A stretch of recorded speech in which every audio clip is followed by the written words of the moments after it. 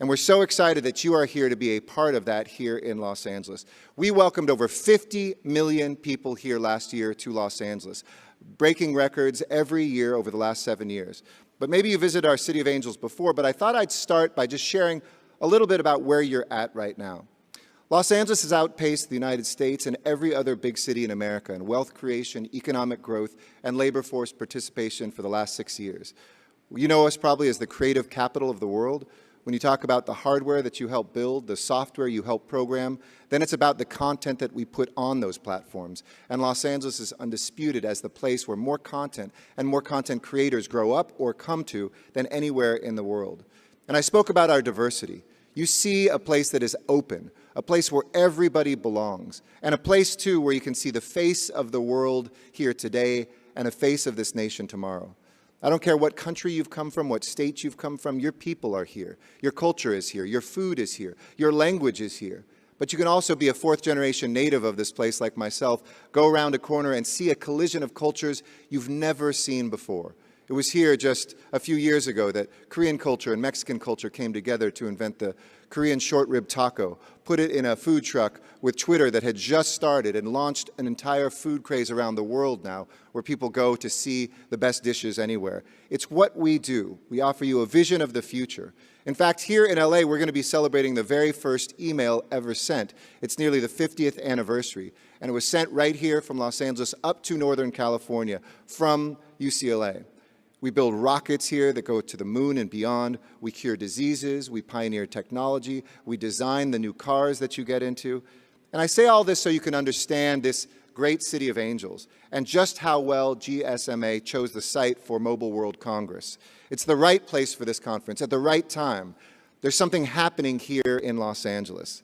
Los Angeles is now the third largest metropolitan economy in the world after Tokyo and New York, and we're nearly now the size of New York with a $1.05 trillion gross municipal or metropolitan product right here in the Los Angeles area. And here we always try to pioneer what's next.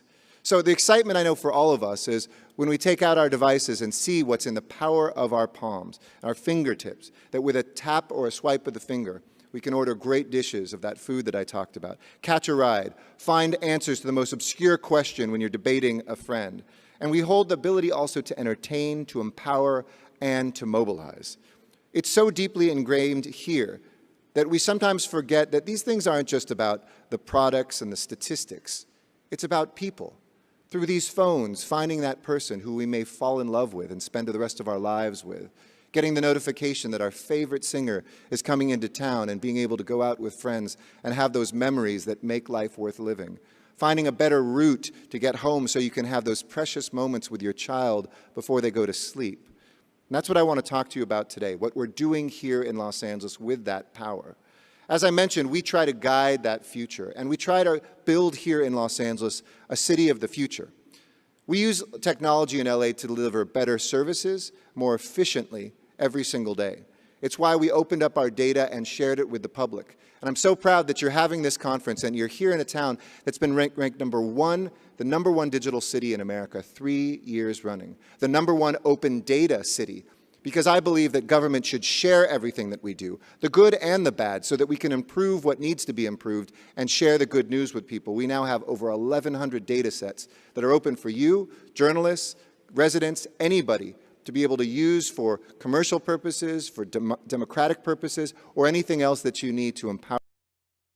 Here we also, as I mentioned, were some of the first cities, the first city to have, as I mentioned, a mobile 311 app. We took it further with something called GeoHub.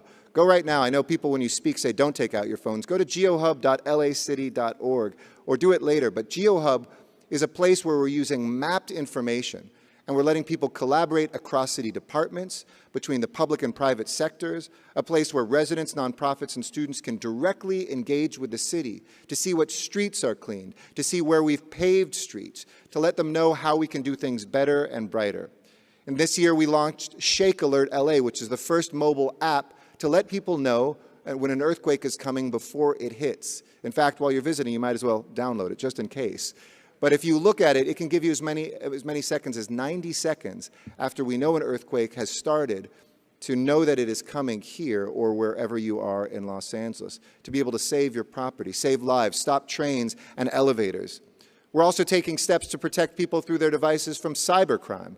We launched an app that allows folks to submit suspicious emails to our cyber lab for analysis, the first city in America to do this. So literally while you're looking through your email, send it right away and then share it with 4 million other people. And through best practices, be able to look at the risk severity and send that back to the user right away. And that connects us to the second part of what we're trying to do here in Los Angeles. Use technology to face our toughest challenges. You may have experienced already some of our famous traffic. So many people want to be in Los Angeles that we find ourselves too often stuck on the road. In 2016, we passed a measure, it's called Measure M, the largest in US history ×2, to build 15 rapid transit lines. So every year you come back from the World Congress, you'll see new lines open, including to the airport next year. And we, by the way, along the way, are creating 750,000 good-paying jobs. But we also use technology to address our traffic. Whether we are the first city to provide Waze with information on road closures and to use data from apps to help city workers better address street services, like if a tree is down, a Waze user can let us know and we can be there within minutes instead of days. Or our Go LA app, which is a trip planning app that we developed that allows you to not only find the quickest way to go, but the cheapest, and lets you know what your carbon output is as we all address climate change and global warming. Our partners at the County of Los Angeles and our Homeless Services Authority are dealing with the greatest challenge that we have, like many cities up and down the West Coast and now in the East Coast, of homelessness, to connect people who are living without a home to services.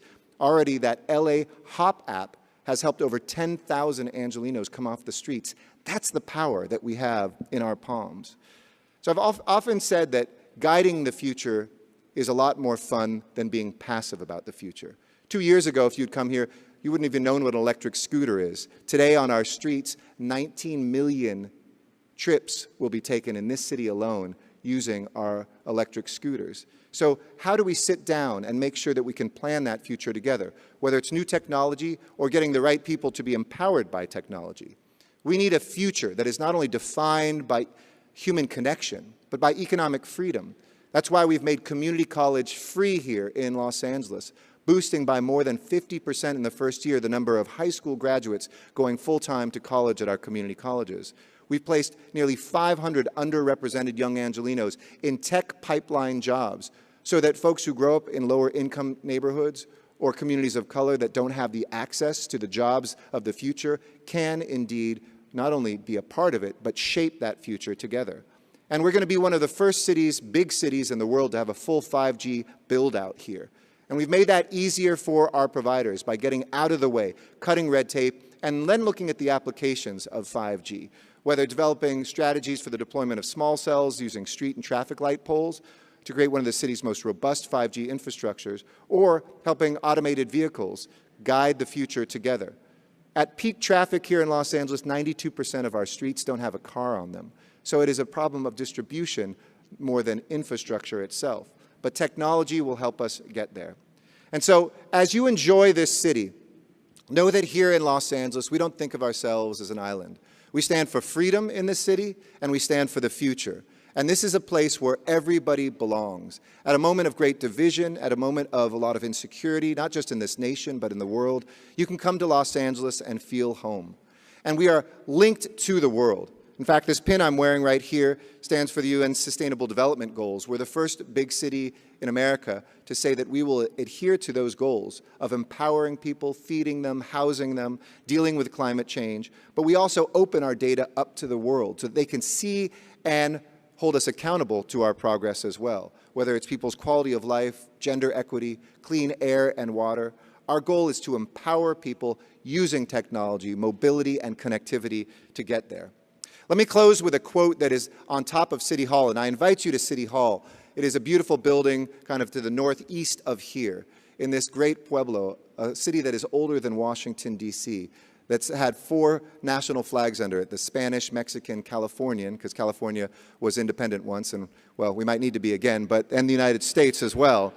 But there's a quote on the top of our City Hall by Aristotle, and he said that the city came into being to preserve life, but it exists for the good life. In other words, cities were built so that we could be safe, but that wasn't the end goal.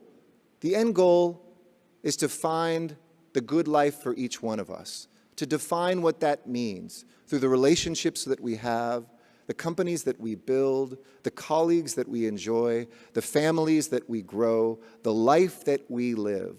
So I hope that that inspires you to not only do the work that we do to preserve our lives, but to find and to define the good lives. To have this conference be a way to connect with new people and ideas that ultimately make all of our lives that much richer. Have a wonderful conference, and again, welcome to the City of Angels. Thank you.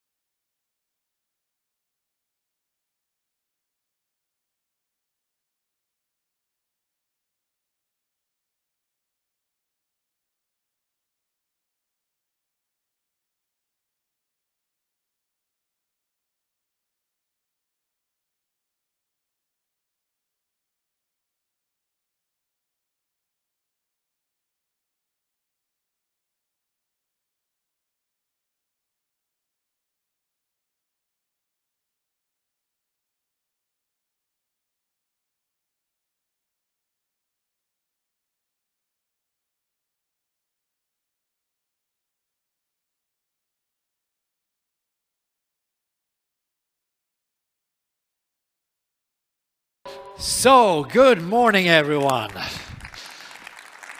Thank you. Good morning, everyone.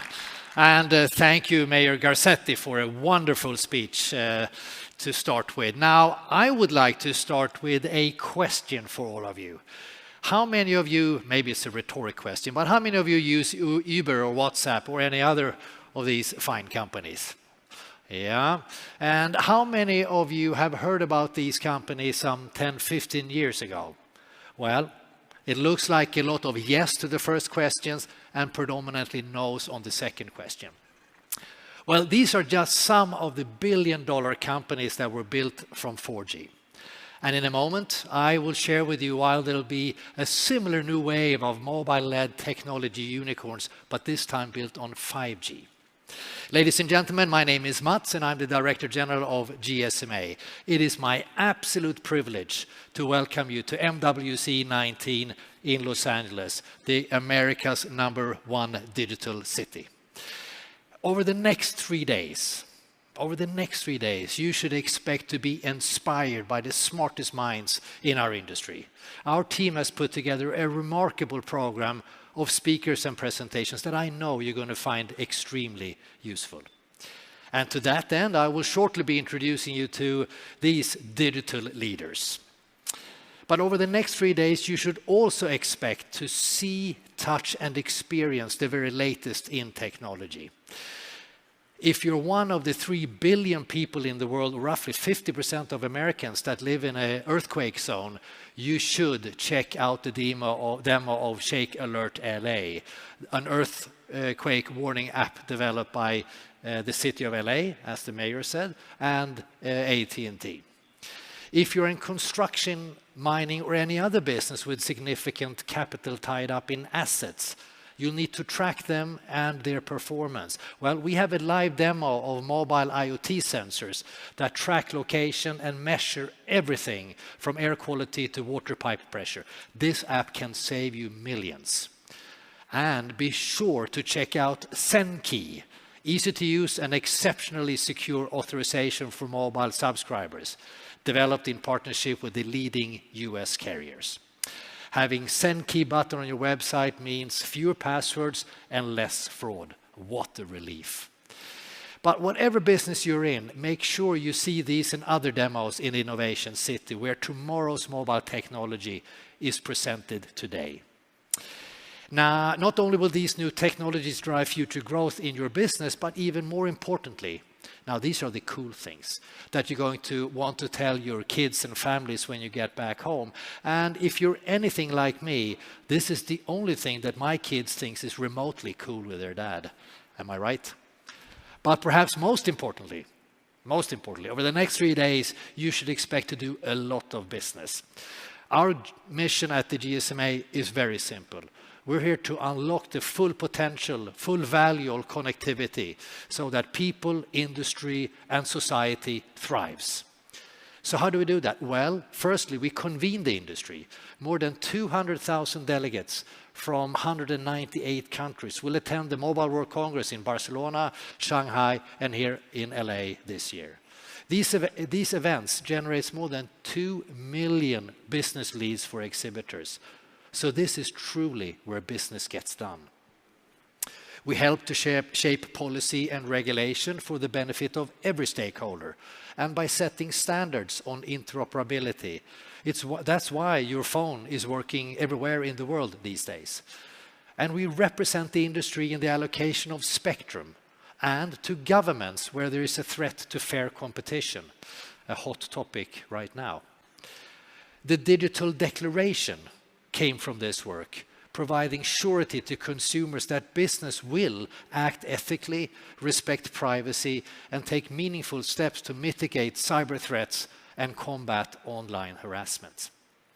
Now, these are just some of the ways that we work on behalf of the industry to intelligently connect everyone and everything to a better future, and a future that is looking very bright indeed. So, directly and indirectly, the mobile industry, we employ some 32 million women and men, and we generate some $3.9 trillion in economic value. If we would be a country, we would take Germany's place as the 4th largest economy in the world. Across North America, the mobile ecosystem contributes to $1 trillion to the economy, $123 billion in tax revenue, and it supports 2.3 million jobs. But we're also very well connected. In fact, 2/3 of the world's population subscribe to a mobile service. Our technology serves the banking, utilities, manufacturing, automotive, entertainment, and retail industries, just to name a few. And right now, there has never been a more exciting time to be part of the mobile industry. Because, and I don't say this lightly, I truly believe that we are on the cusp of the next industrial revolution. This revolution is all about intelligent connectivity, the combination of 5G, AI, big data, and Internet of Things. These technologies will transform the way we live, the way we work, and the way we do business.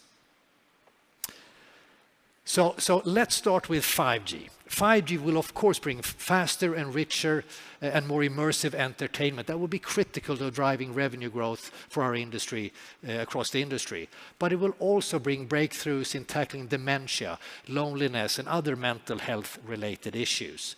For example, 5G could see us use holograms to visit elderly housebound relatives.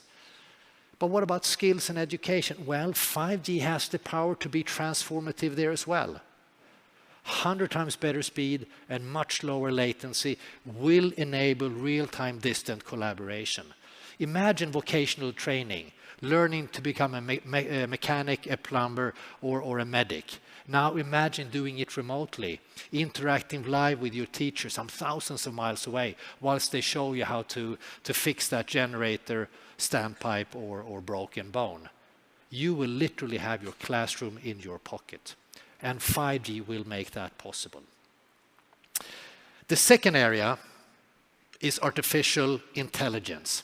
As consumers, we will go beyond using Google Home to simply play our favorite music to a world where our digital personal assistants know each one of us individually, from our taste in Netflix movies to our daily healthcare needs.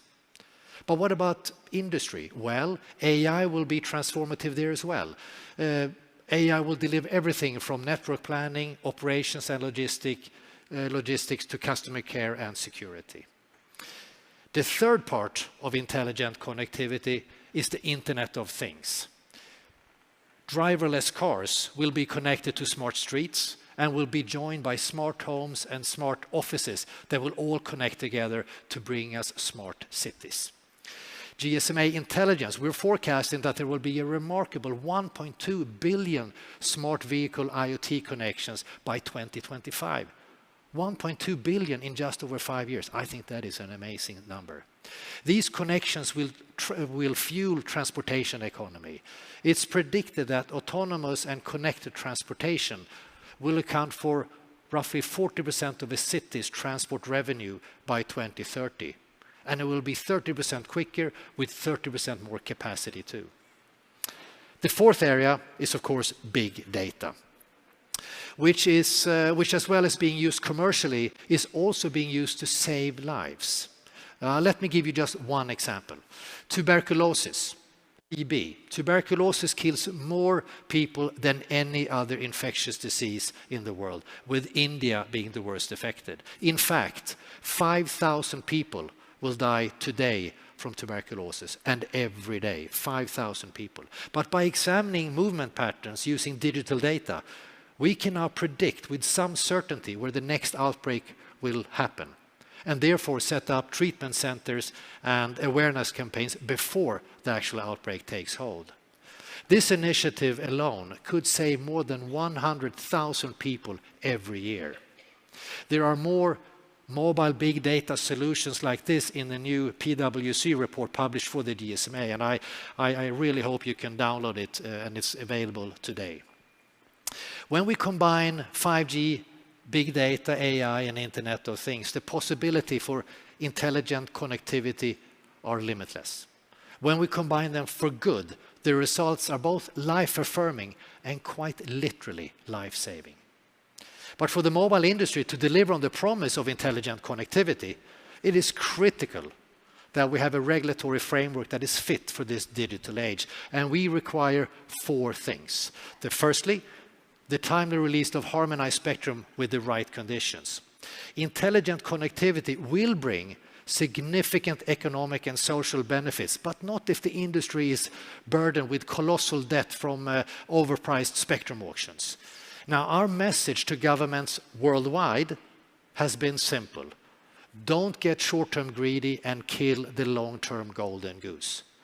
And here in the US, the FCC's 5G Fast Plan that makes spectrum available for 5G services is an example others should follow. But it's also critical that the mobile industry is allocated the spectrum pipeline it needs going forward, because it is only the mobile industry that can deliver on this promise. We need all your support to ensure this happens at the World Radio Conference, WRC, later on this month. Secondly, we need an approval of consolidation to drive investment while maintaining an effective competition. Carriers across North America will spend more than $380 billion in mobile capex alone before 2025. And that, ladies and gentlemen, is what's driving 5G deployment. And we should support this in whatever way we can. Thirdly, we need to see same rules for equivalent digital services, an even playing field for operators and internet players. And fourth and finally, we must have harmonized international privacy and data protection rules. Now, this framework is something we at the GSMA will be working hard to secure. But as well as showing leadership in technology, regulation and policy, we should also demonstrate leadership throughout society with the United Nations 17 Sustainable Development Goals, the 17 SDGs, as our guide, the little thing I have here on my lapel.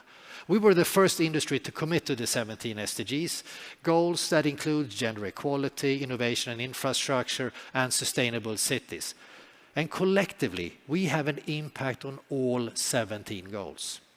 In fact, a UN study show that the 10% increase in mobile internet penetration results in up to 2% increase in GDP for middle and low-income countries. Connecting people to healthcare, education and opportunities lifts them out of poverty. Our Connected Women projects like MTN's Momo in Ghana or Vodafone's Saki in India are two examples of how the industry is delivering against SDG number 5, gender equality. These projects empower women, giving them financial independence and the confidence to live life fearlessly. They also help to narrow the gender mobile ownership gap, a gap that limits access to mobile internet, mobile money, and other essential services. A gap that disenfranchises women, but a gap that has narrowed in the last 4 years as 250 million more women now have a mobile phone. But I'd like to take a moment now to look at another SDG, SDG number 13, climate action.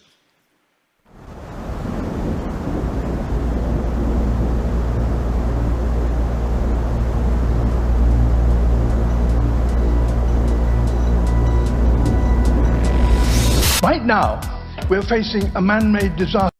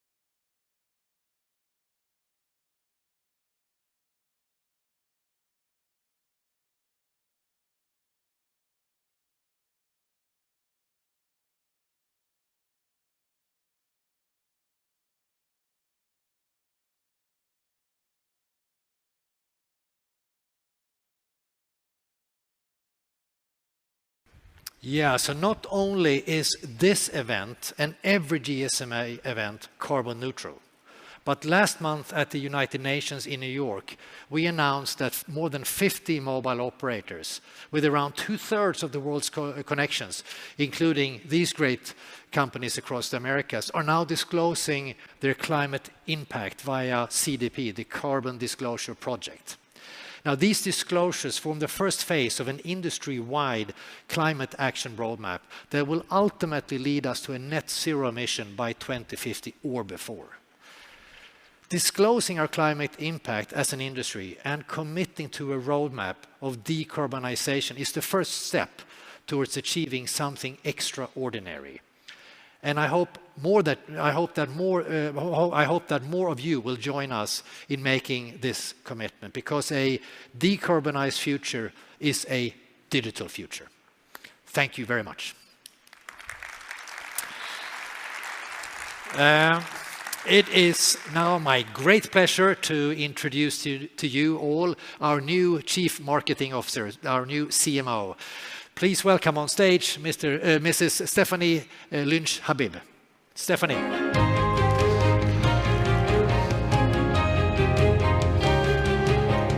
Take it away. Take it away.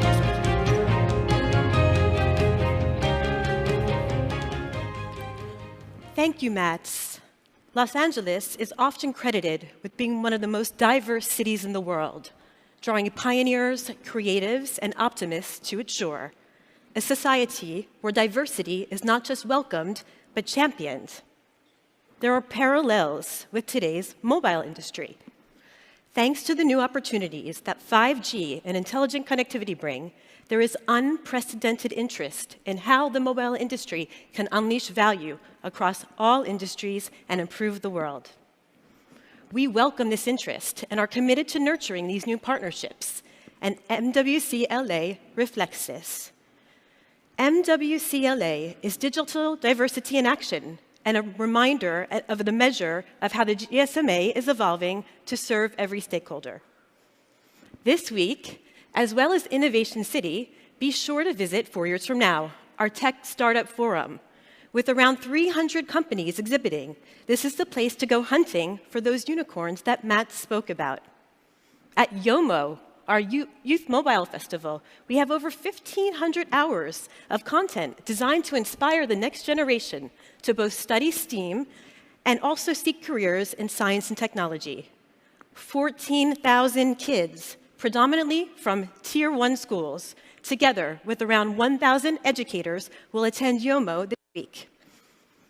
And at Women for Tech, you'll gain valuable insight on how gender diversity can unlock value and new opportunities for your business. Whatever industry you're in, the GSMA are here to help unlock the full value of connectivity so that people, industry, and society thrive. Stop by our membership pavilion to find out more. Now, without further ado, I'd like to introduce our next keynote speaker, a digital leader who has always advocated social and environmental leadership. Please welcome to the stage Orange CEO and GSMA Chairman, Stéphane Richard.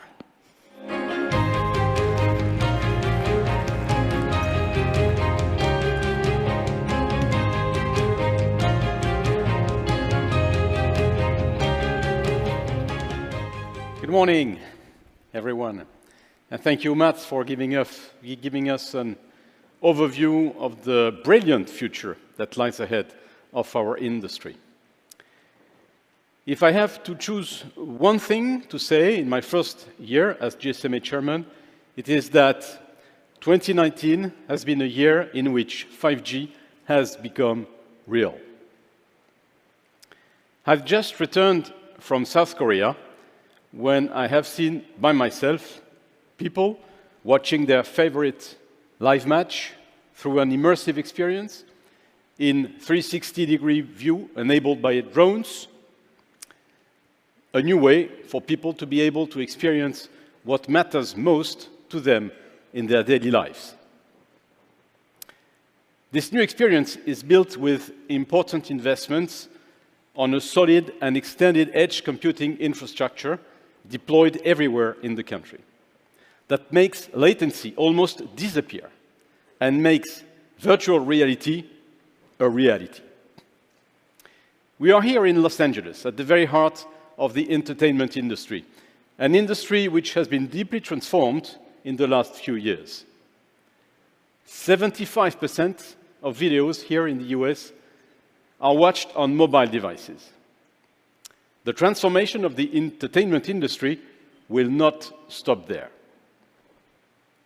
5G, with speeds up to 100 times faster than 4G, cloud-based mobile gaming that allows immersive gaming from anywhere without a console, scaling with the Internet of Things and artificial intelligence is the key enabler of this big new transformation and of the huge new opportunities coming. Mats gave you an overview of these opportunities that will be at the center of this Mobile World Congress 2019 during the next days. Now, allow me to highlight 3 challenges that I see for our industry as chairman of GSMA. Our first challenge is the loss of trust in global supply chains. Do you know the amount of the capex of the mobile industry in the last 20 years? Since the year 2000, the mobile industry worldwide has invested $2.7 trillion in capex. It's about the GDP of my country, France.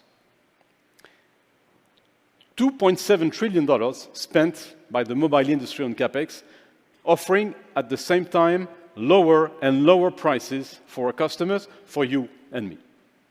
How was that made possible? It is quite simple. The mobile industry currently enjoys unparalleled economies of scale, underpinned by globally harmonized standards, 3G, 4G, 5G, and global competition at all levels, from chipsets and devices to infrastructure and service provision. The global supply chain is intricately entwined with key software and hardware components sourced from all over the world. These economies of scale, and therefore cost of services, are now being threatened by the risk of fragmentation. Market fragmentation and technical fragmentation. We are facing market fragmentation. Restricting market access to key components and products will reduce the addressable market size for everyone, decrease competition, and increase cost. At the same time, those market restrictions may ultimately lead to different solutions being applied in different markets, therefore to a technical fragmentation, threatening the globally interoperable, standardized solutions we have today. We stay confident that network softwarization will pave the way to new players into the supply chain, thus increasing competition and diversity of supply. And with GSMA, we will take the technical leadership to support the operators. Our second challenge is the loss of trust in the protection of our digital life. The dominant internet model of the last 20 years, free services against use of personal data, has actually brought a fear of exploitation and manipulation by big business and governments, among breach of privacy and some scandals. A lack of trust can act as a barrier to growth in economies that are increasingly data-driven. Mobile operators have always been on the side of a trusted partner for their customers.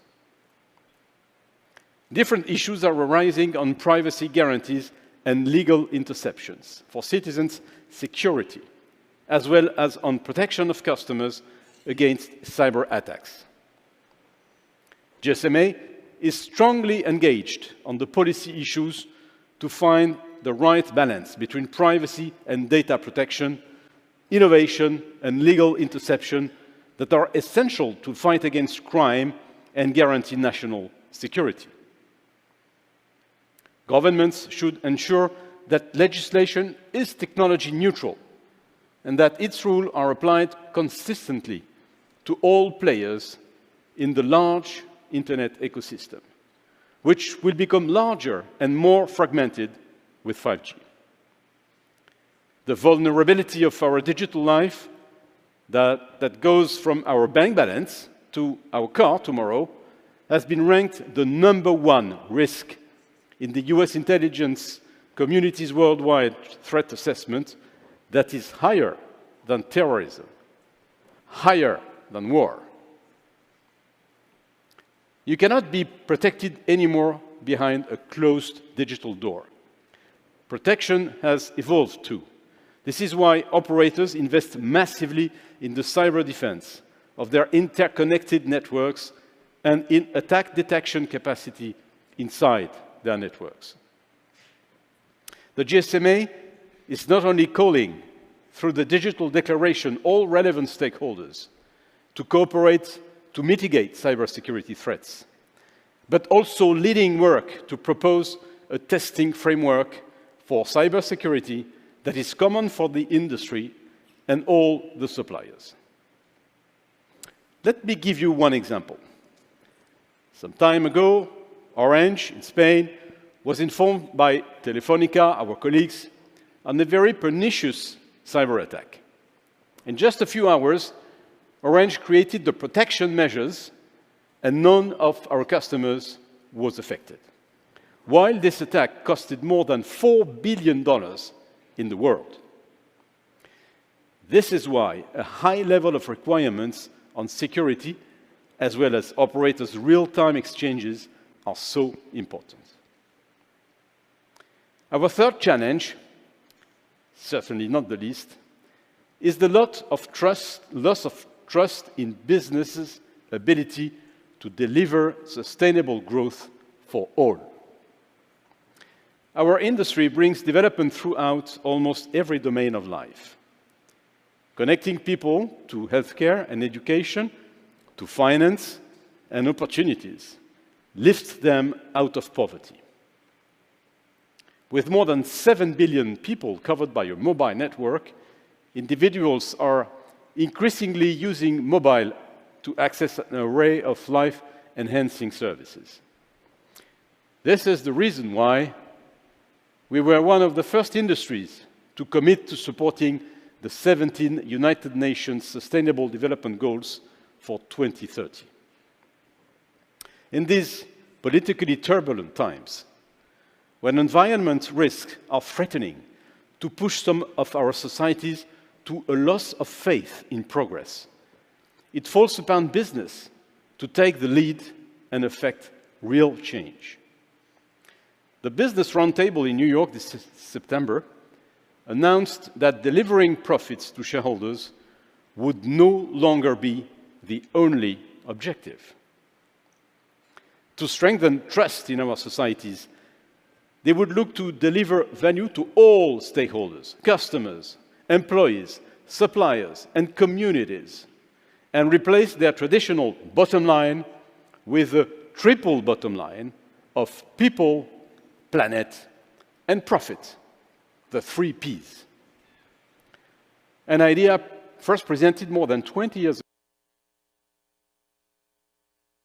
Feels like its time has come. With 30 million employees, 2.7 trillion capex since the year 2000, and 1 trillion to come for 5G in the next few years, the mobile industry has great power.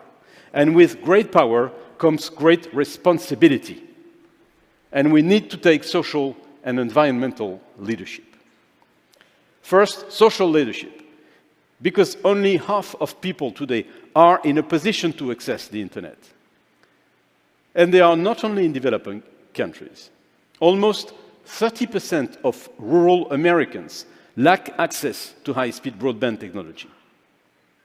In France, too, around 30% of the population are not familiar with digital. But 3/4 of the digital divide is not a coverage issue. Only 750 million people are not yet covered by 3G+ networks. Beside this coverage gap, there is a much bigger usage gap, with more than 3.2 billion people living in areas covered by 3G+ networks, but who are not using internet services.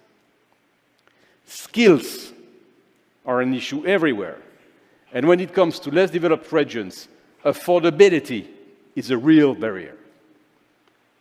Acting for people is critical because the digital divide goes far beyond the digital aspect. It divides societies even more. It is my pleasure to quote here Esther Duflo, the recently Nobel Prize for Economy French woman, working on inclusion, who was saying, in technology, we spend so much time experimenting, getting the absolute cheapest way to do something. Why are not we doing the same thing with social policy? So, for digital inclusion, we are. Operators have hundreds, thousands of actions on the ground, investing in low-cost networks and devices, as well as experimenting innovative business models to bring networks and development everywhere. Our industry will continue to invest in 4G for half of humanity that does not access to internet, while simultaneously investing in 5G. We need also to take environmental leadership, because for the first time, we are also facing questions from people, perhaps not everywhere, but at least in Europe. For example, in Switzerland, asking, do we really need 5G? Do we want our lives to become even more digital? We have to find responsible answers to these questions. You heard from Matt on the engagement of our industry on climate during the United Nations General Assembly. This is a very important recent action on sustainable development and environment. A lot of new opportunities are arising also for a better usage of Earth resources. We are here in the country that gave birth to the shared economy and to most of the companies that have been changing our lives in the last years. A new wave of shared economy is coming with the autonomous transportation, convenient, safe, independent travel. A better use of human, highly specialized resources will be possible with 5G, as, for example, giving remote access to a doctor or a high-level teacher. A better, more effective use of natural resources is also possible with smart metering of water and energy, with IoT for smart agriculture, for enhanced food protection and efficient distribution. We are engaged on environment leadership to answer to the growing demand on digital, while at the same time respecting the environment, reducing greenhouse gas emissions, and adapting to a warmer world. At the GSMA, we are also working for a greener 5G. As digital consumption grows, to increase the efficiency of the whole chain and to use less energy, as well as to use more sustainable energy. But 5G can also be greener because it brings a new environmental advantage compared to the former generations. It can be directional or concentrated towards the active user and no longer diffuse signals everywhere, and also go into sleeping mode when it is not used. The GSMA forecasts that there will be 40% of the world's population covered by 5G networks by 2025, and 25 billion IoT connections. Operators will have to find new efficient ways to run their 5G networks with increased virtualization and tailored offerings to enterprises. It is an exciting time to be in this industry. Despite the challenges I've outlined, I see a better future that lies ahead with the huge transformation that is in front of us. Our responsible leadership of the industry can make the difference, I'm sure. Thank you.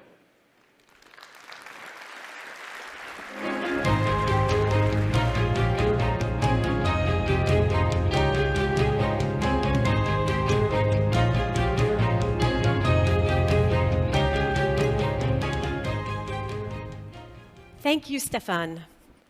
I would now like to welcome to the stage someone who's been instrumental to the advance of this industry and in helping to create a regulatory environment that has innovation and competition flourishing. She's the industry's voice in Washington, and without her leadership, this conference and our industry wouldn't be where it is today. Please welcome President and CEO, CTIA, Meredith Atwell-Baker.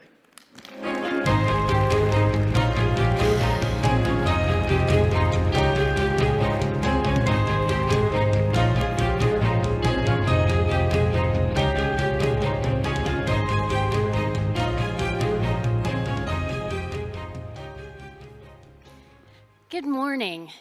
It is great to be back at Mobile World Congress, Los Angeles.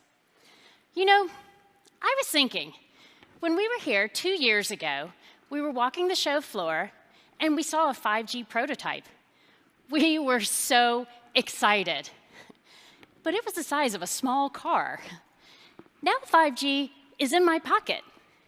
I'm literally walking the streets of Washington, D.C. with a 5G phone. 2 5G phones, in fact. All thanks to the investment made by you, to the tune of $27 billion last year. Again, thanks to you, the United States has the first 5G and the fastest 5G. Trust me, it is remarkably fast. But it is so much more than that. It will revolutionize our lives. Because of our initial 5G success, innovators now have a platform to create on.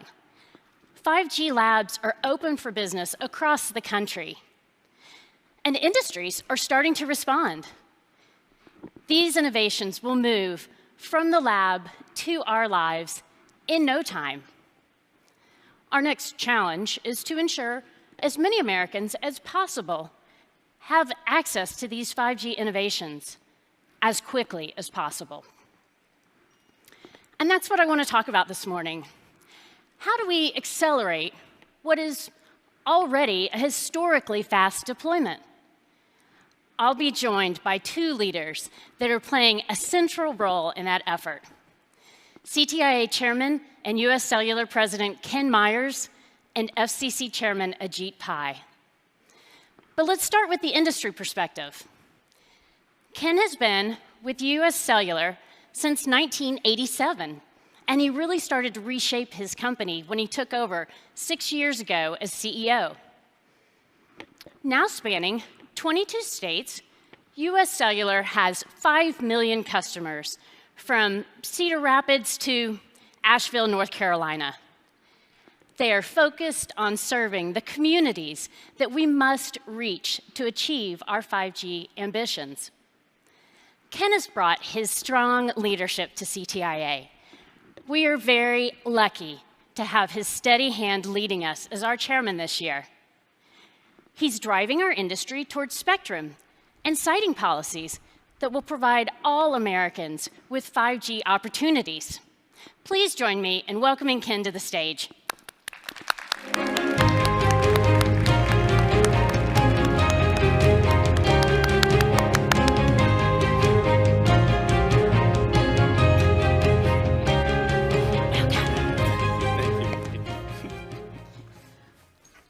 Oh, Ken, I'm so glad you're here with us today. I am so excited to be here. You've been a fantastic chairman, but we're going to start with some exciting news from US Cellular. Can you tell us about Wisconsin and Iowa 5G rollout? This is really exciting news. Well, this is the beginning for us, right? We are joining the 5G race with everybody else. We're going to use our low band 600 to start with. We'll talk about some millimeter that we just got, maybe. But for us, it's our way of bringing the benefits of 5G into the communities that we serve.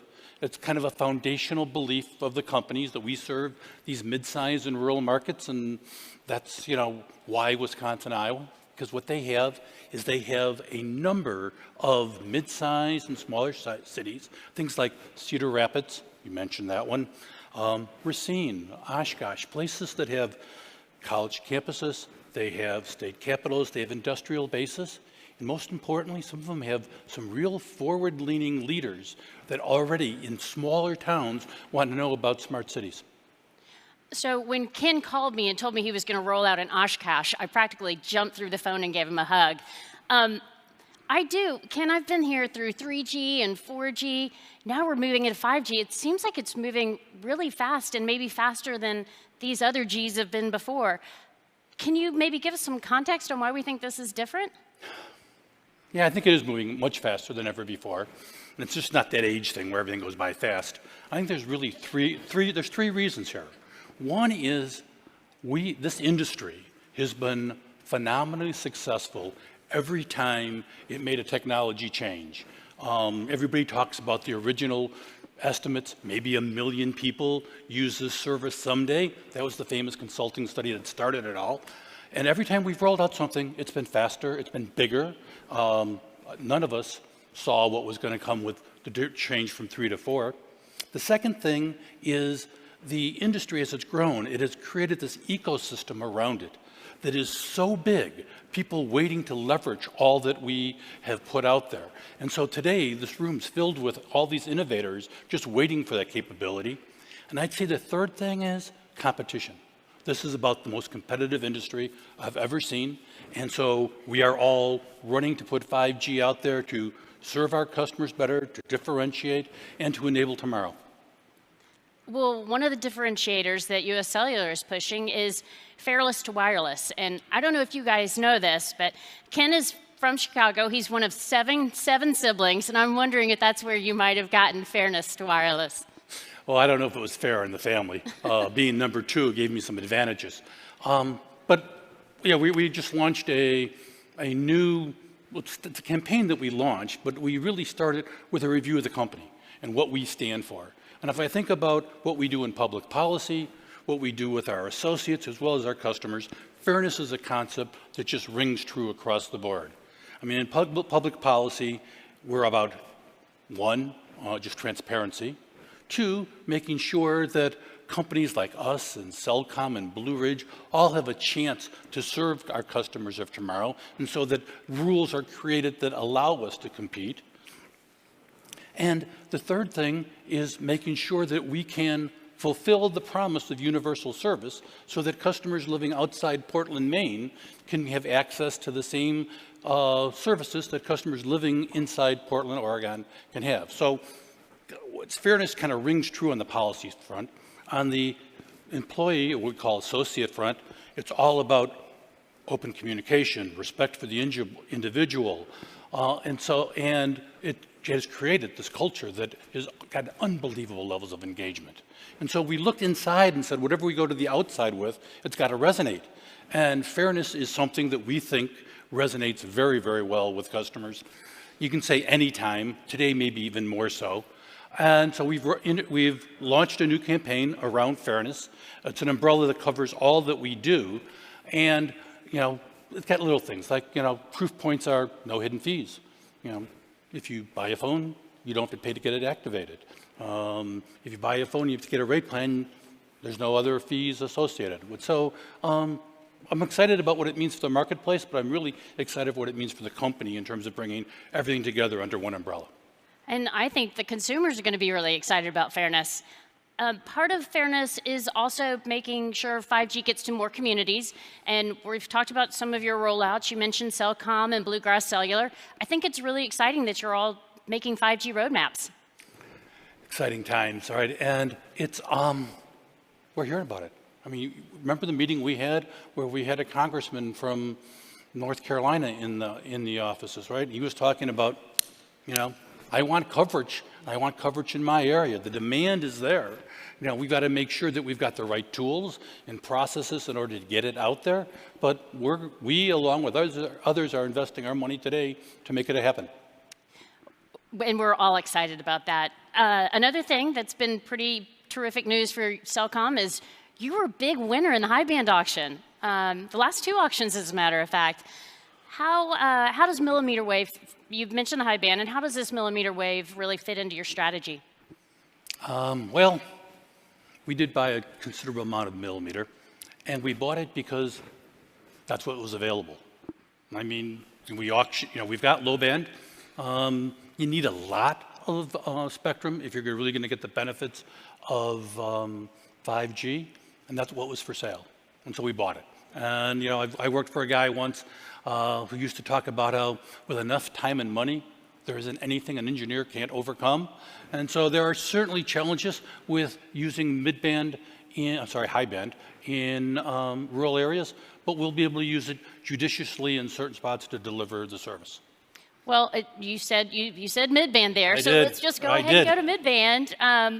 You've been on message all year long.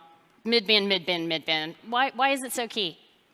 I don't think I was on message the last time we did this, right? Because I just said spectrum, spectrum, spectrum.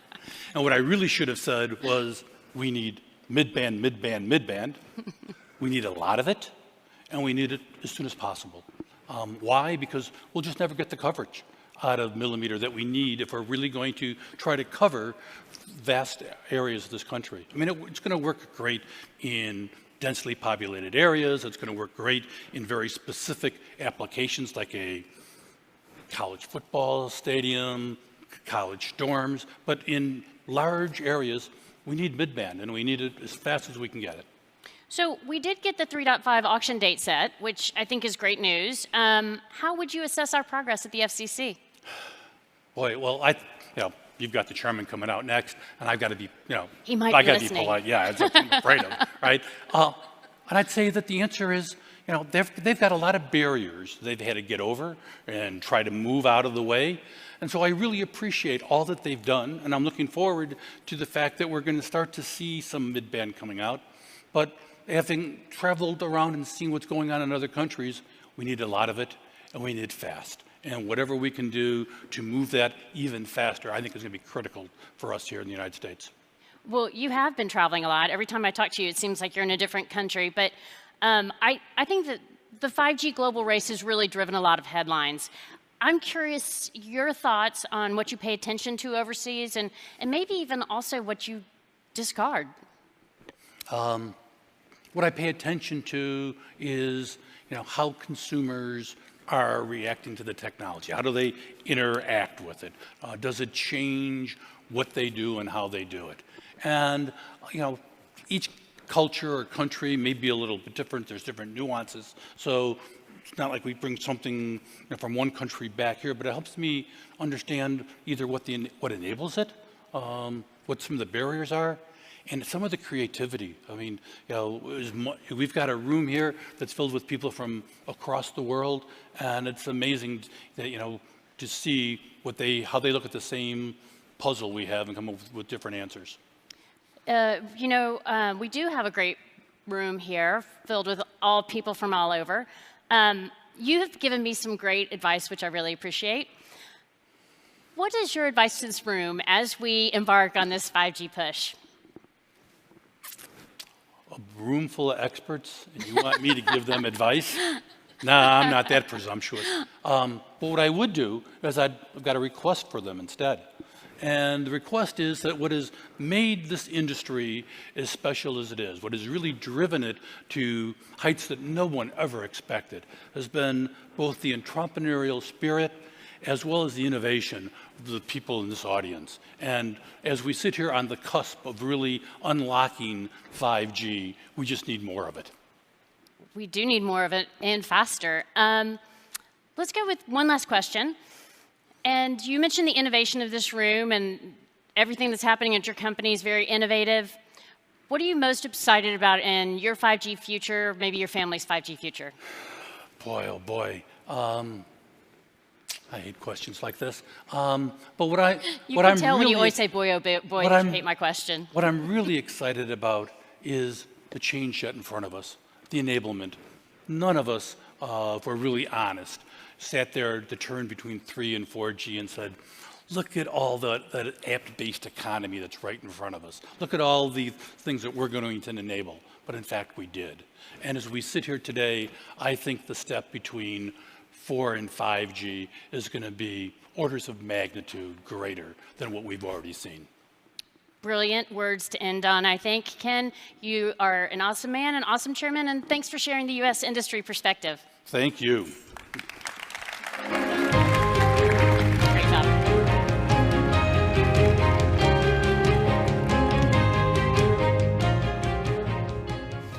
Okay, so what I took away from that discussion is that we are ready to invest, and we are ready to push the boundaries of 5G with a little help. And no one is helping drive 5G to more Americans than FCC Chairman Ajit Pai. His 5G Fast Plan has been instrumental in our global leadership. He tore down the barriers to invest in new 5G facilities. This year, the chairman has pushed through 3 major high-band spectrum auctions. That is more than 10 times the amount of spectrum that we have had in our entire history. That's leadership. And he's poised to do the same for mid-band spectrum availability next year. He is the unparalleled US leader, and increasingly the global leader, leveraging 5G to create jobs and make lives better. Please welcome Chairman Pai. Thanks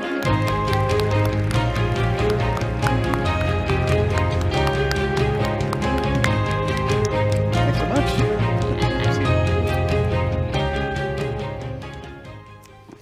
Thanks for the kind words. Welcome, Chairman Pai. We're so thrilled to have you. You know, we've never had a convention this late. It's almost Halloween. Let's start with some pressing questions I know the audience is dying to know the answer to. What candy does the Pai household give out at Halloween? Oh, so it will probably not be a surprise to those who follow us closely to know that we are a Reese's-friendly family. So that is the candy of choice. Knew it, Reese's, me too, and that's not for sucking up. Let's move on to Spectrum. Let's just go ahead and start with Spectrum. Shocking, I know. As I mentioned in my opening remarks, congrats on an amazing 3 months, frankly, an amazing 3 years. This year has been historic. The FCC has never held 3 auctions for the first time in history. Well, the credit for that is due to the FCC's terrific career staff, in particular our auctions team, which works around the clock in conjunction with our engineers, economists, and others to make sure that we put those building blocks in place for 5G innovation. So I can't take the credit. I'm simply at the top of a pyramid that is staffed with some really great public servants. Well, you know, it's going to fuel job creation and innovation. It's helping America keep its lead in 5G. But one of the things you've stressed, which I completely agree with, is that very clear we need low, mid, and high-band spectrum for 5G. What lessons do you maybe have from these high-band auctions that we've run this year that we can apply to mid-band? I think one of the lessons is to try to move as quickly as we can. I think some were skeptical that we'd be able to hold 3 auctions, but finishing the 28 gigahertz auction in January, the 24 gigahertz auction in May, as you mentioned, we have the largest auction in American history coming up on December 10th of the 37, 39, and 47 gigahertz bands. So I think that concept of speed is one that we embraced when we were trying to set up the 5G Fast Plan, and we're looking to extend that when it comes to mid-band. As you probably know, we're going to be holding an auction of the 3.5 gigahertz band in June of next year, on June 25th. We're also looking to develop the 2.5 gigahertz band, which is the largest contiguous swath of spectrum in the United States, and it's largely unused west of the Mississippi. So there too, we're hopeful that we'll be able to hold an auction next year.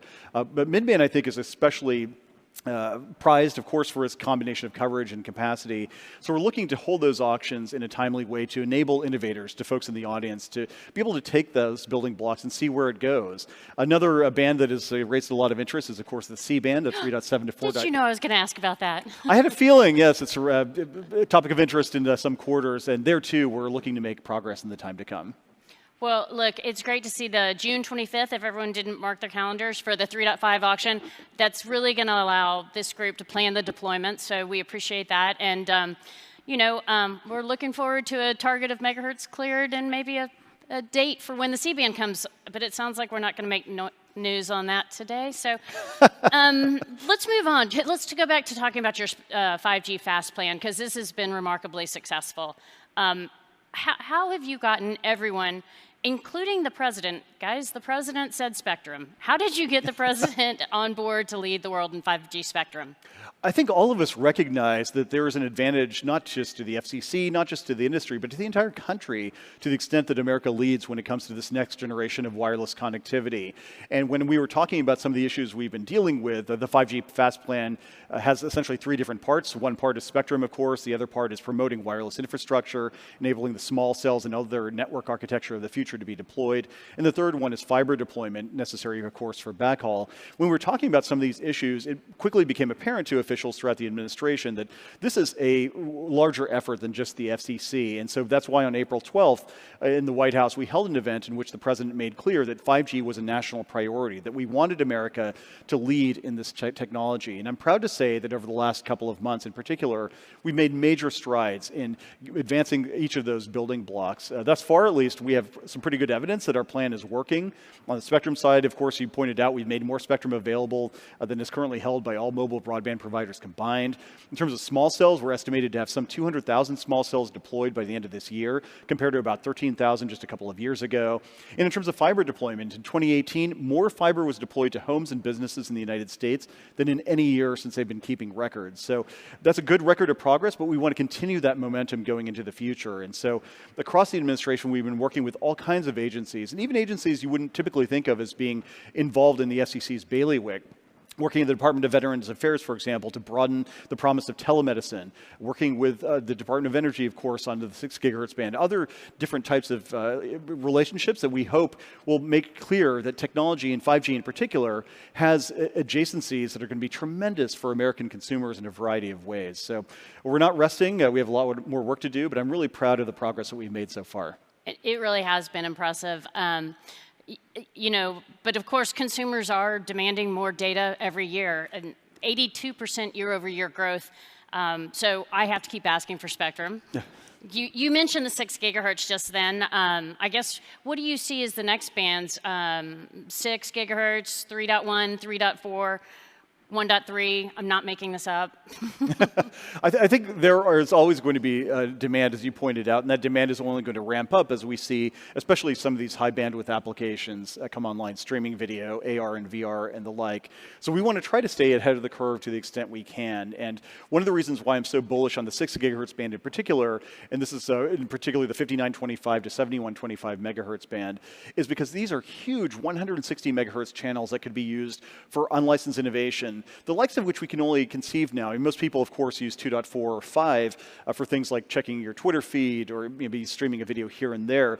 But to really think you guys doing that right now? If they're bored with my remarks, which is likely, that's probably the case. But we're really excited about what 6 gigahertz could mean. Again, we're in the early stages of this, so we're not quite clear exactly what it's going to mean. But when you're talking about AR and VR and some of these other applications, the 6 gigahertz band is going to be tremendous. The AX standard is already being developed. Entrepreneurs are really excited to use it. My understanding is that equipment manufacturers are gearing up as well. So we're hopeful to find an accommodation for some of the incumbent users of that band, as well as some of the next generation unlicensed innovators who could take this spectrum and really run with it. And some people might think, well, what's the big deal? But I think the same was said of Wi-Fi just a generation ago. And look at all the economic growth, job creation, and applications and services that have resulted from that decision.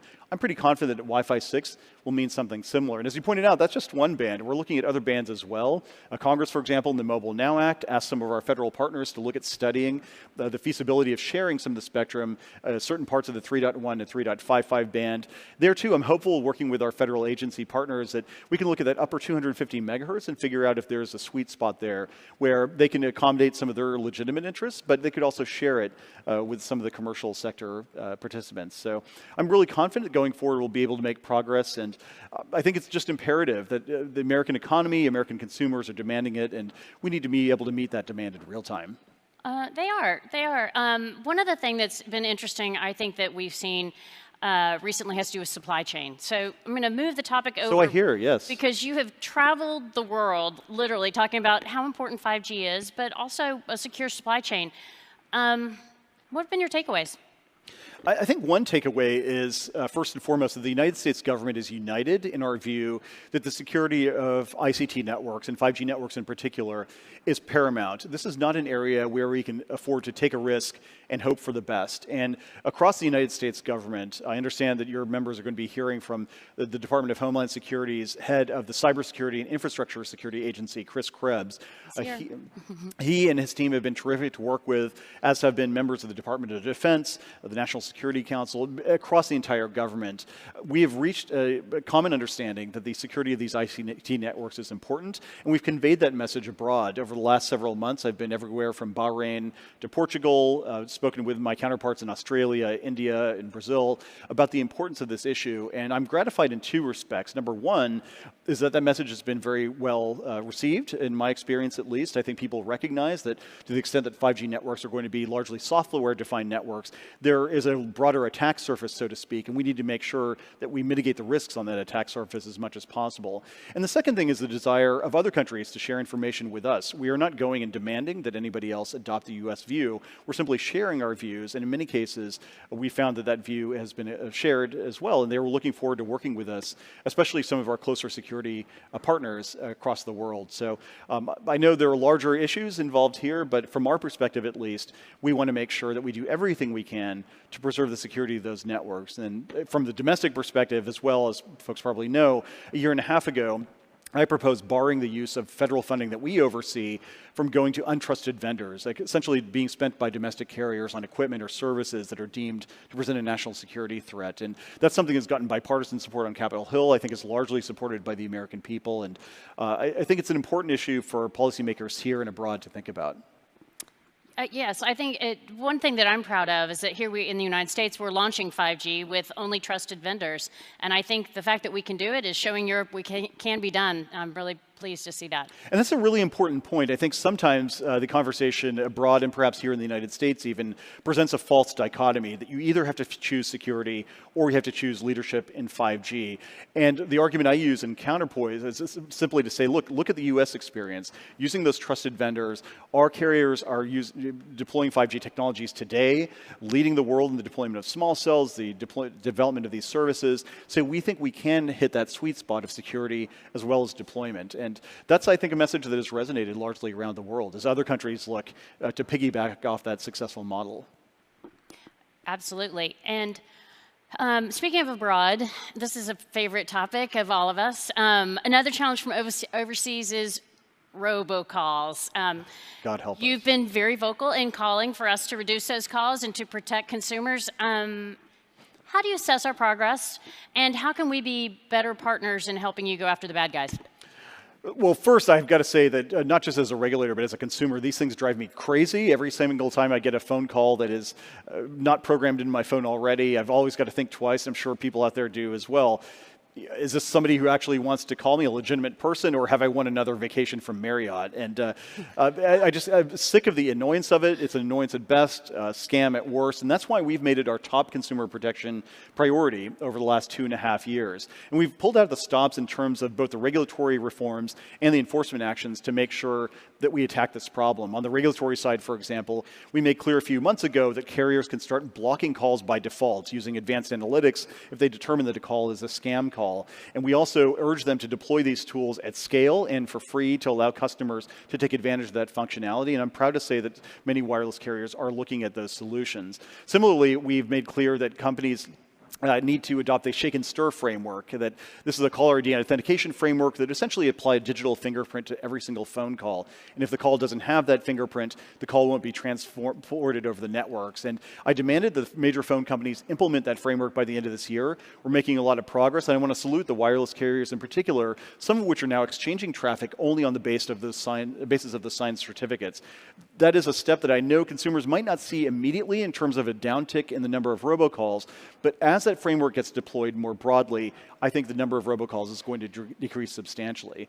All of that is just some of what we're doing on the regulatory side. On the enforcement side, too, we're cracking down on some of the robocallers. The largest fines ever imposed in the FCC's history have been imposed over the last 2.5 years on robocallers. And speaking of the international front, as you know, a lot of these calls come from abroad.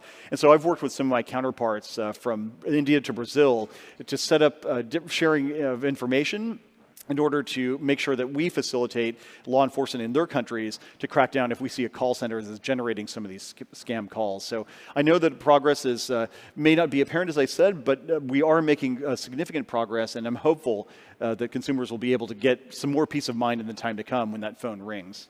Haven't had a robocall while we've been sitting here. I hope not, although I did feel my phone vibrating, so we'll see. It's we've blocked 8 billion calls so far, but obviously I'm proud of our collective efforts, but we have more to do on this topic. It is also the most visited website page on CTIA's homepage. So we're working on it, you're working on it together. Hopefully we'll make some good progress. Absolutely, and there's so many tools out there. I always talk to consumers, and I'll certainly encourage the industry as well to make folks aware that one of the things we've encouraged industry to do is think about allowing consumers to do white lists. Essentially, the only people allowed to call a consumer would be the specific people, specific phone numbers that consumers specify to their carrier, and that's one of the tools in the toolbox that carriers can use to allow consumers to get the legitimate calls that they want, but to get rid of all the excess, the chaff, so to speak, that is driving consumers so crazy. So while I have you here, your priority, coming from Parsons, Kansas, your priority in coming into your chairmanship was the digital divide. So I have to ask you, how do you think those efforts are progressing for Americans to have broadband and 5G, and what's working and what more needs to be done? To me, this is by far our highest priority. There's so many things on our plate, but to me, closing that digital divide is absolutely critical, not just because of where I happen to grow up, but because now over the last 2.5 years in particular as chairman, I've been to all 48 states in the continental United States and the territories of Puerto Rico and the Virgin Islands. And no matter how intellectually engaging the issues are when I'm sitting at my desk reading a screen, to me, there's no substitute to getting out there and to seeing some of the tangible progress that's being made.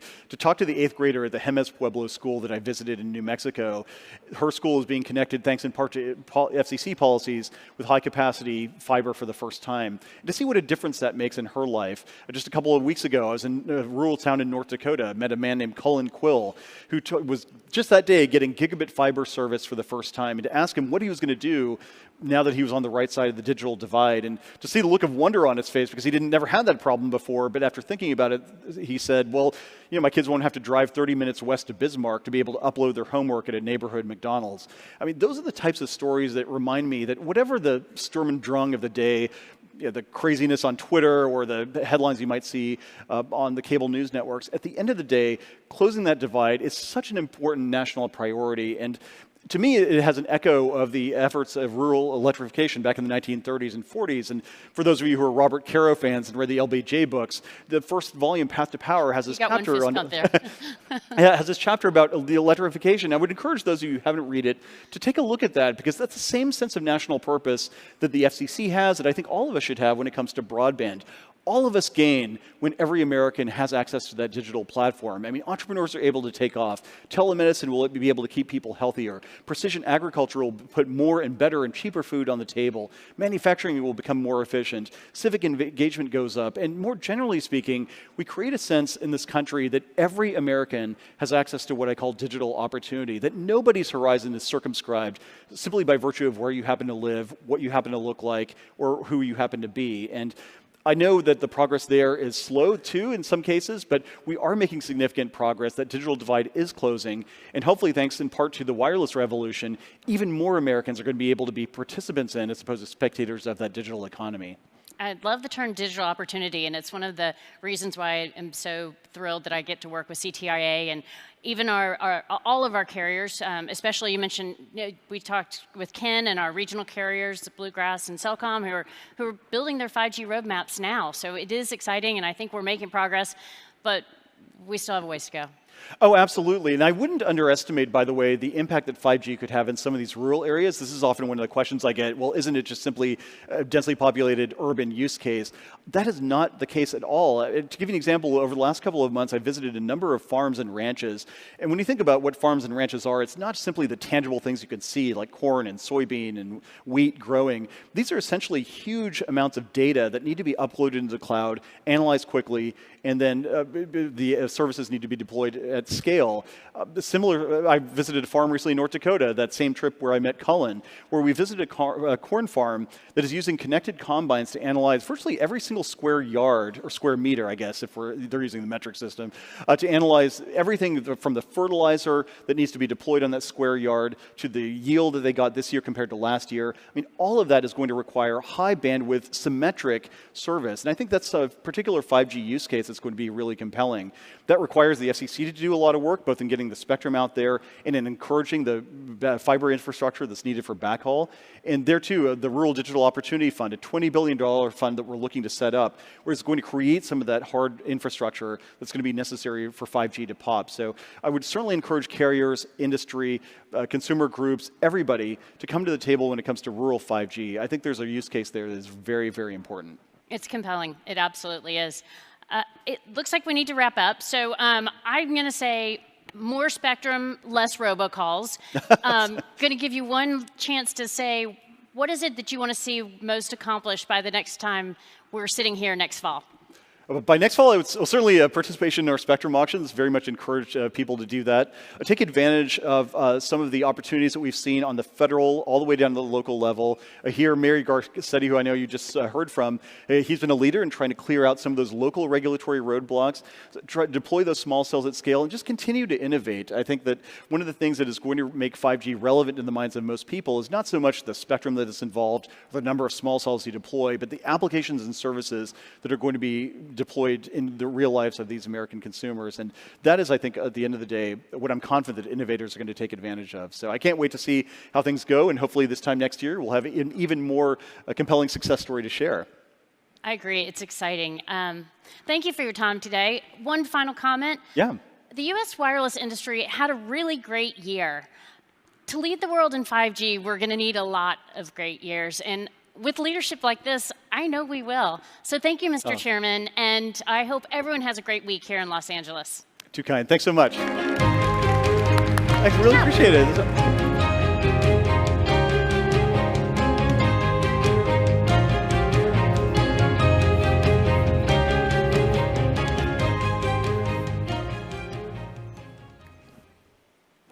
Thank you, Meredith, Ken, and Chairman Pai. It's a real privilege for me to introduce our final speaker for this morning. I can't think of a better person to close our opening keynote, in part because he reflects the diversity of sectors integral to the future of the mobile industry, but especially because media and entertainment will almost certainly be the greatest revenue driver. His organization is at the forefront of global multi-platform content creation and distribution. You will no doubt love many of his shows and almost certainly watch lots of them on your smartphone. Creative and technical collaboration will be critical to maximizing huge opportunities that 5G opens up for our industry and his company in what promises to be an exciting partnership. We're particularly pleased that he's made the time to join us here today because, amongst other things on his to-do list, he's got the small matter of merging his company with that of CBS. President and CEO of Viacom, Bob Bakish, has his eyes on the future of mobile video content, and in a moment, he'll be out to share that vision.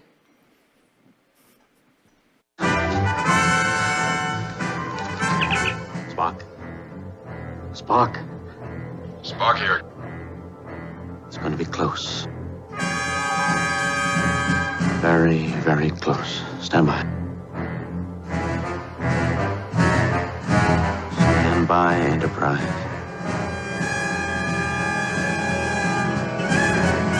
Now, energize and detonate.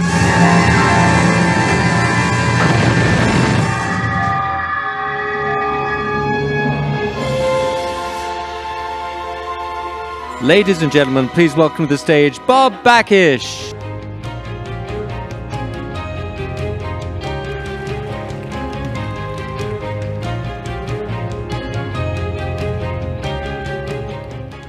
So, a TV show that premiered more than 50 years ago may not seem like the obvious place to start exploring the future of mobile video. But Star Trek is often celebrated for depicting how technology could shape our lives in the centuries to come. And it really was an early example of intelligent connectivity. So I make no apologies for boldly going where no previous Mobile Congress keynote has gone before. Star Trek imagines a 23rd century existence altered by new technologies. But we're already living through an era of profound technological change.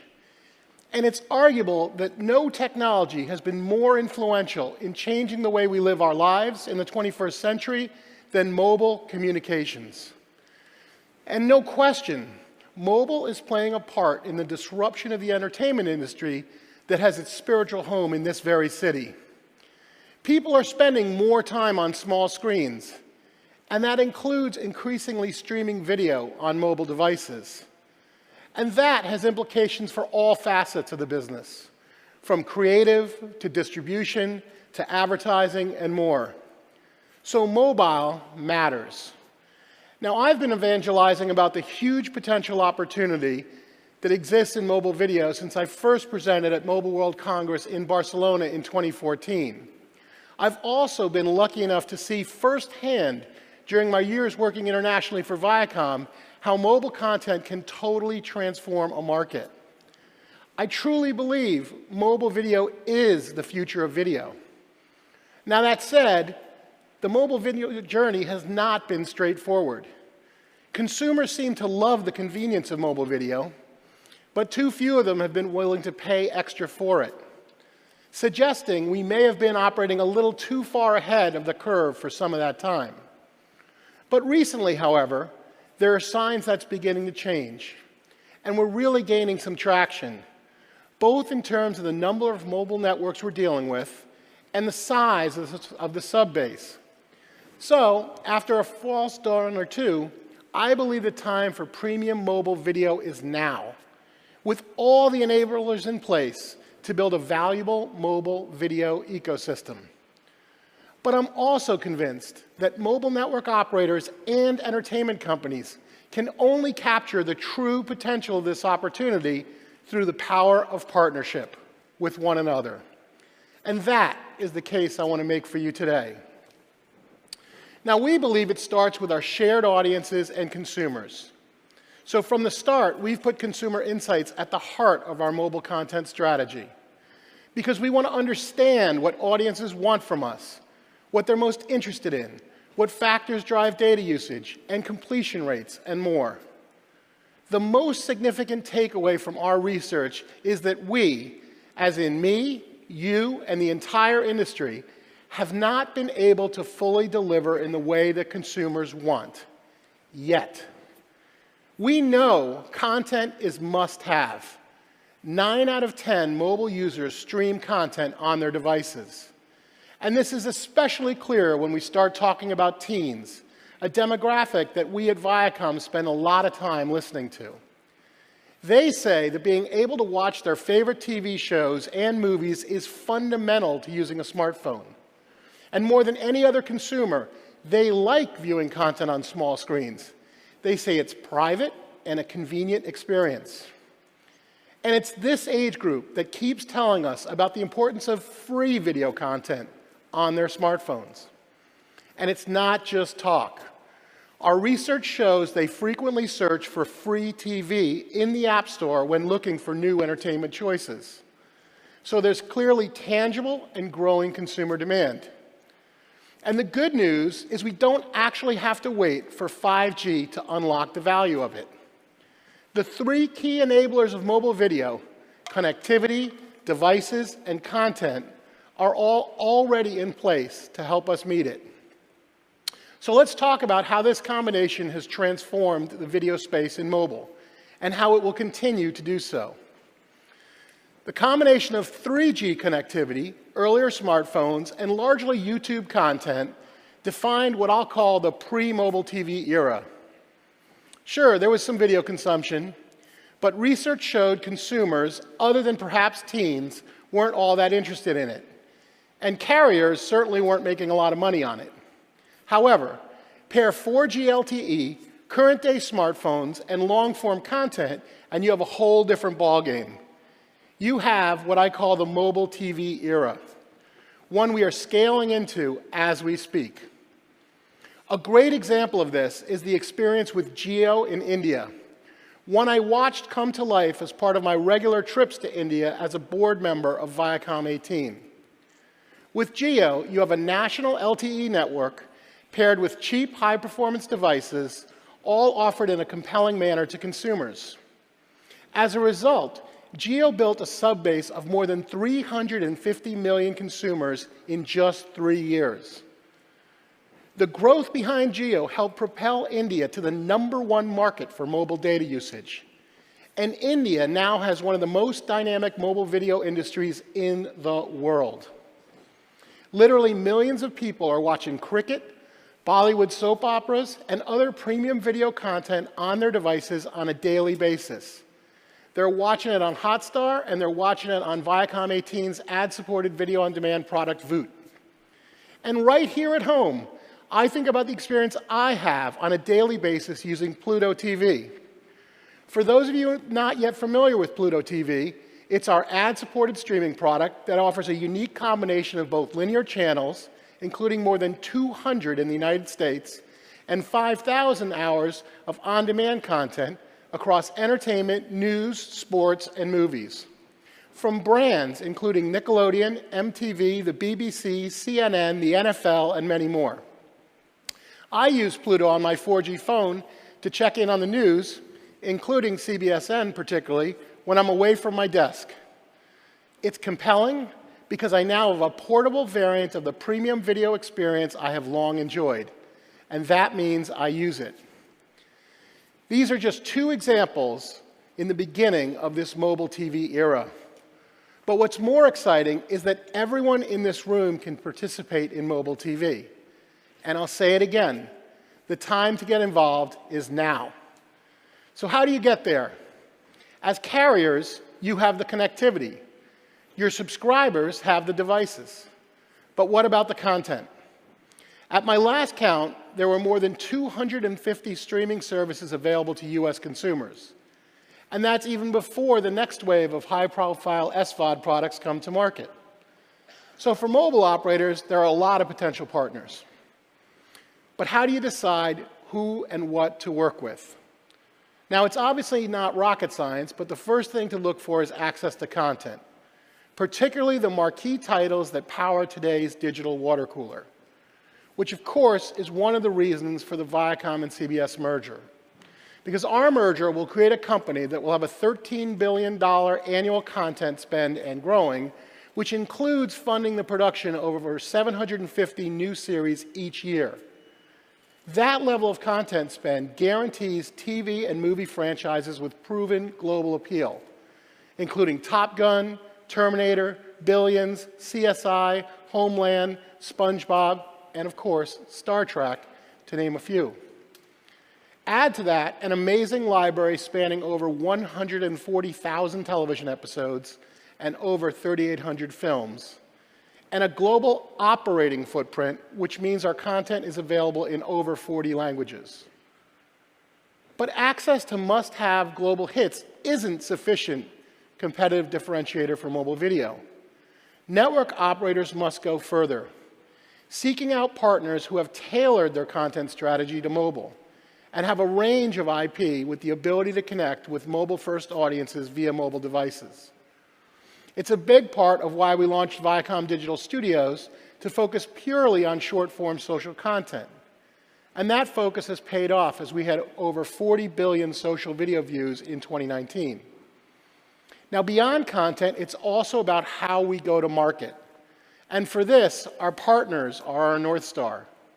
We've been listening to many of you in this room to ensure we're addressing your needs and, of course, by extension, your customers' needs. In terms of go-to-market, we believe the combination of free offerings like Pluto TV and paid offerings, including SVOD products like CBS All Access, BET Plus, and Noggin, supported by live events and added value for loyalty programs, all deployed in a flexible and customizable way, is unique and is what makes the difference for you. And we've now struck deals with 30 or so mobile network operators all over the world, using a range of content, brands, and products, and a variety of commercial models, offering products at different price points.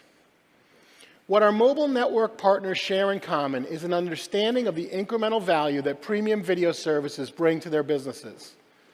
They are convinced video is an essential competitive differentiator in a crowded market, and that their association with iconic entertainment brands and IP can be leveraged to help build their customer base, particularly if it's supported by promotion across a partner's global multi-platform network. They understand how sticky content services can contribute to reducing churn. For instance, by bundling kids' content offerings, such as Nick Jr. Play, into family data plans, or offering them as value-added elements in loyalty programs. Our network partners are also generating incremental revenues from premium video services by taking a share of subscription fees from the resale of paid-for mobile streaming products, or a share of advertising revenues in return for carriage of our free streaming service, such as Pluto TV, which was just made available to Cricket Wireless customers in the United States thanks to a partnership with AT&T Mobility. In fact, premium video services offer a realistic prospect of growing average revenue per user without the need for significant upfront investment, bringing the potential to improve margins as the scale of the video business grows. And we're also constantly working with our mobile partners to find new ways to add value to their loyalty programs. Why? Because our research shows 70% of consumers see loyalty programs as a decisive factor when choosing a mobile carrier. Through marketing activations, we can leverage the hundreds of live events and movie premieres we stage around the world each year, as well as our interest in theme parks and resorts and our extensive merchandising business. But as together we expand the mobile TV ecosystem across 4G networks, we should all be looking to the promise of 5G. Because now, following the pre-mobile TV and mobile TV eras, we're standing on the precipice of what I call the advanced video experience era. This era will combine 5G connectivity, next-generation devices of all sorts, and existing and new forms of premium content, including likely AR, to push mobile to the forefront of video consumption. It will be this era of advanced video experiences that will truly allow mobile to distinguish itself from other delivery networks as an entertainment medium. And it's something to begin to plan for because it is not far away. I believe the rollout of 5G networks and handsets over the next few years will remove current constraints on streaming video and take us closer to total content ubiquity, inevitably driving a significant increase in mobile video consumption. 5G will also facilitate a new era where mobile connectivity is no longer tethered to our smartphones, with a wide range of other devices inside and outside the home, becoming connected and powered by mobile networks. This massive gains in speed, reliability, and improved latency that 5G mobile networks will deliver will transform wireless broadband into a meaningful alternative to fixed fiber for internet services into the home, including free and pay streaming television services delivered to connected TVs. And we're already working towards this future. As an example, Viacom has signed a far-reaching content and distribution deal with T-Mobile, which includes a range of offerings from bespoke mobile products to linear channels in T-Mobile's T-Vision home video service, which is heralded as TV for a wireless future. We're excited to see these in the market soon. And with lightweight mixed reality devices becoming no more intrusive to wear than a pair of sunglasses, the mainstream adoption of these devices will really pave the way for advanced mobile video experiences in the smart locations of the future, including homes, entertainment venues, retail environments, all connected via 5G mobile networks. And that means, for example, that viewers will be able to see the augmented reality elements in the MTV Video Music Awards, whether watching at home or from front row seats. We'll also be able to deliver mixed reality experiences like the one we built for Awesomeness TV's hit for Hulu, Light as a Feather. And this is just the tip of the iceberg. We want to work more closely with our mobile network partners to explore the creative and commercial potential of these technologies. And we're already doing just that. For example, we're partnering with Verizon on major marketing campaigns for upcoming Paramount Pictures releases, ones that will deliver companion, augmented, and mixed reality experiences via its 5G network that will enhance the theatrical storyline and further engage audiences. We're also exploring potential partnerships to provide mobile devices for kids, which would combine robust security features with parental controls alongside a wealth of edutainment content from Nickelodeon. And we're very excited we've signed our first distribution deal with an automotive infotainment platform, the Twine for Car system powered by Access in Germany and the United States, which points towards a new era of in-car entertainment. Now, I've previously shared my excitement about driverless cars controlled via 5G mobile networks and their potential to convert the billions of global man-hours we currently spend behind the wheel into an extension of our leisure time. Not long ago, this might have sounded like some futuristic fairy tale. But with the rollout of commercial 5G networks now underway, and with huge investment being poured into autonomous vehicles, it suddenly seems like an increasingly imminent consumer reality. And we have a lot more in the pipeline. But with the rollout of the first 5G commercial networks only now beginning, and with 5G handsets just starting to come to market, there's no way of knowing yet what the killer content app for 5G will be. And clearly, we're going to have to wait to 6 or 7G for the transporter. But what we do know now is the dark ages of pre-mobile TV are coming to an end. And the era of mobile TV is here, with the connectivity, the cutting-edge mobile devices, and the compelling content available to grow a valuable, premium mobile video ecosystem across the 4G networks and handsets of today. And as intelligent connectivity evolves, we'll build a next generation of advanced video experiences across 5G mobile infrastructure of tomorrow. Working together, I truly believe we will do just that, creating opportunities for our industry and, very importantly, for audiences, for today and tomorrow. Thank you. Now warp us out of here, Mr. Sulu.